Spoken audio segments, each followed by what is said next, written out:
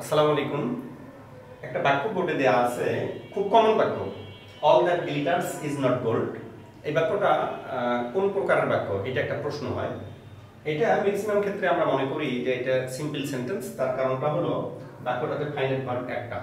আসলে এই বাক্যটার কয়েকটা প্রেক্ষাপটে প্রশ্নটা হতে পারে। আপনাদেরকে বলি, এই বাক্যের আনসারটা আপনারা করবেন কমপ্লেক্স। বাক্যটা অবশ্যই কমপ্লেক্স। কমপ্লেক্স হওয়ার কারণটা হলো এই গ্লিটার্স একটা ভার্ব, ইজ একটা ভার্ব। এই বাক্যে দুইটা ভার্ব। অর্থাৎ আবার যদি এই বাক্যটা থেকে প্রশ্ন আসে যে এই বাক্যটাতে প্রিন্সিপাল ক্লোজ কোনটা এবং সাবঅর্ডিনেট ক্লোজ কোনটা, তাহলে আপনারা মনে করবেন অল ইজ নট গোল্ড, অর্থাৎ অল ইজ নট গোল্ড এটা হলো প্রিন্সিপাল ক্লোজ। আর দ্যাট গ্লিটার্স এটা হলো সাবঅর্ডিনেট ক্লোজ।